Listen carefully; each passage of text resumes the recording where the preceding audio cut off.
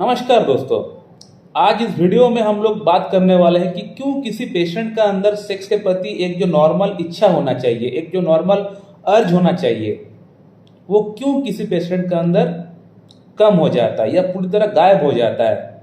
ये क्यों होता है, क्या कारण है इसका पीछे। क्योंकि कई बार पेशेंट आके ये कहते हैं कि डॉक्टर साहब मेरा अंदर लो सेक्स ड्राइव हो गया है, लो लिबिडो की प्रॉब्लम हो गया है, मेरा अंदर इच्छा नहीं होता है, मेरा पार्टनर मेरे पास रहता है, मुझे टच करता है, लेकिन मेरा अंदर वो एक जो अंदर से जो फीलिंग आना चाहिए वो फीलिंग नहीं आ पाता है। ऐसा क्यों हो रहा है, क्या कारण है इसके पीछे।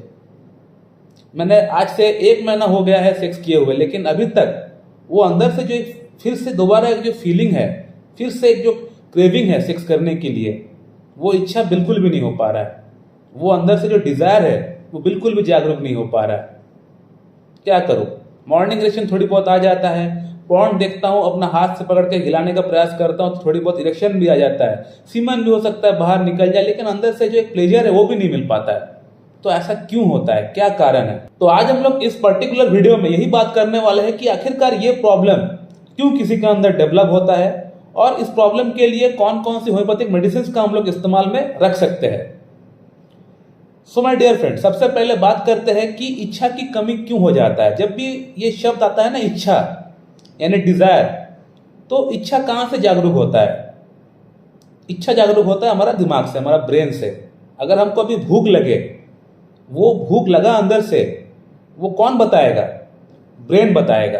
प्यास लगे तो कौन बताएगा, ब्रेन बताएगा।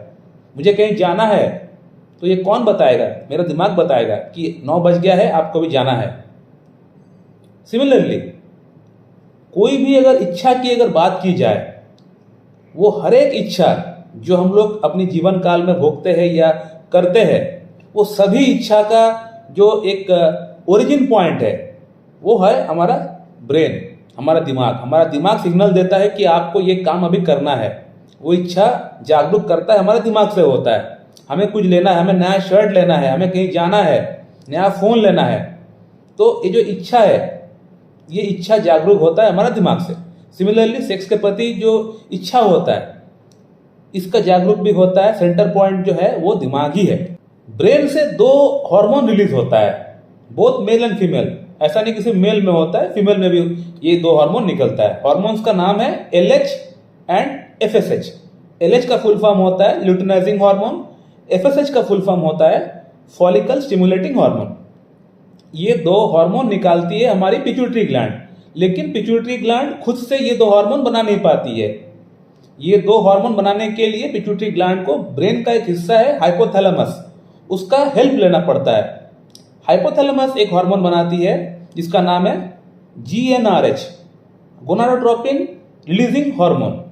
इस हार्मोन का हेल्प से पिट्यूटरी ग्लैंड ये 2 हार्मोन बनाती है LH एंड FSH, जिसका बेसिकली काम होता है बोथ मेल एंड फीमेल के अंदर जो भी सेक्सुअल ऑर्गन्स है उसको एक्टिव करना। और ना कि सिर्फ एक्टिव करता है, बल्कि ये 2 हार्मोन उसको मेंटेन भी करने का काम करता है, उसको रेगुलेट भी करने का काम करता है। पुरुषों के अंदर जो स्पर्मेटोजेनेसिस होता है, जो सीमन जो बनता है, वो ऐसे ही नहीं बनता है। दिमाग को सिग्नल आपका आता है जनानक पे, तभी जाके ये स्पर्मेटोजेनेसिस होता है, सीमन बन पाता है। जब आप किसी ऑपोजिट सेक्स के पास बैठ के बात करते हैं, आपका अंदर जो एक एरोजल होता है, ये एरोजल ऐसे नहीं होता है, आपका दिमाग को सिग्नल आता है तभी जाके एरोजल हो पाता है। तो लो सेक्स ड्राइव या लो लिबिडो के पीछे जो मेन कारण है वो है लो LH FSH। अगर आपका अंदर LH FSH हार्मोन सही से सिक्रेट नहीं हो पाएगा या इसका लेवल अगर कम हो जाएगा, तो आपका अंदर लो सेक्स ड्राइव जैसी कंडीशन उत्पन्न हो सकता है। हालांकि इसके अलावा और भी 1-2 रीजंस है, जैसे कि हाइपोथायराइडिज्म और अनकंट्रोल्ड डायबिटीज। अगर किसी के अंदर अनकंट्रोल्ड डायबिटीज या हाइपोथायराइडिज्म है तो उस पेशेंट का अंदर भी लो सेक्स ड्राइव हो जाता है।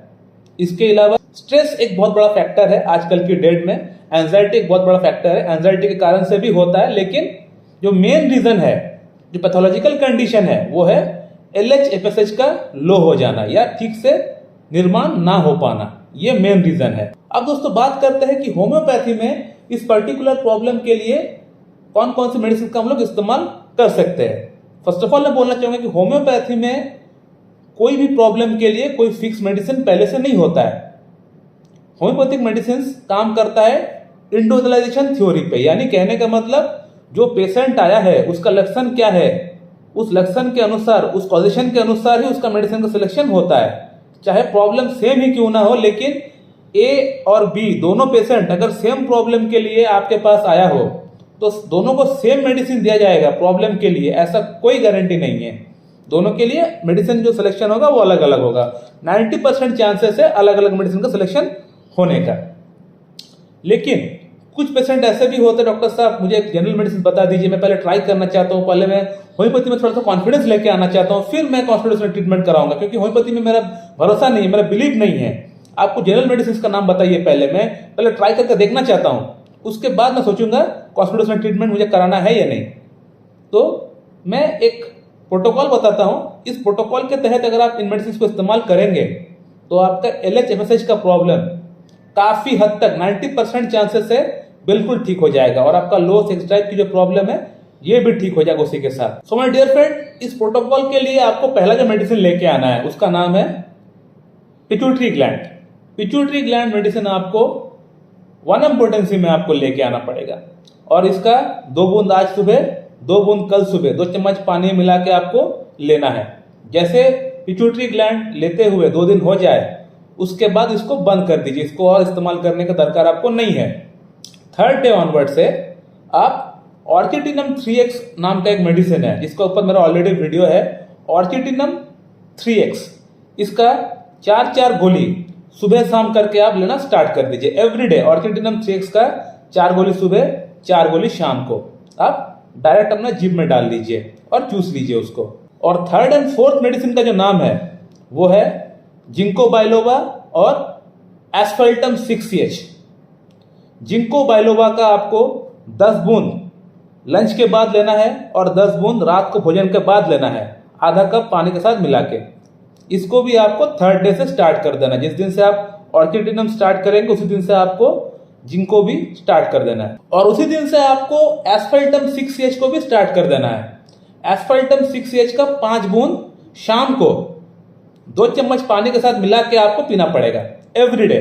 तो कहने का मतलब स्टार्टिंग का 2 दिन आप लेंगे पिट्यूटरी ग्लैंड 1M, जैसे पिट्यूटरी ग्लैंड 1M लेते हुए 2 दिन हो जाता है, उसके बाद 3rd डे से आप ये तीनों मेडिसिन को स्टार्ट कर देंगे, ऑर्चिटिनम, जिंको बाइलोवा और एस्फल्टम। और ये तीनों मेडिसिन को आपको लगातार 1 मंथ आपको इस्तेमाल करना है। 1 मंथ इस्तेमाल करने के बाद आप फिर से अपना LH-MSH का रिपोर्ट निकाल के देख लीजिए क्या बदलाव उसमें आ रहा है। रिपोर्ट निकालने का आपको दरकार भी नहीं है, आपका अंदर जो फीलिंग्स है, जो डिजायर जो लो हो चुका है वो वापस आना स्टार्ट हो जाएगा। आप समझ जाएंगे कि आपके अंदर वो मेडिसिन काम करना स्टार्ट कर दिया है। सो माय डियर फ्रेंड, मैं इस वीडियो को यहीं पे एंड करना चाहता हूं। अगर आप लोगों को ये वीडियो अच्छी लगती है तो लाइक करें, शेयर करें, सब्सक्राइब करें। अगर आप लोगों के मन में कोई सवाल है तो कमेंट बॉक्स में कमेंट करके पूछिए, आपको वहां पे रिप्लाई मिल जाएगा। So thank you very much and have a good day.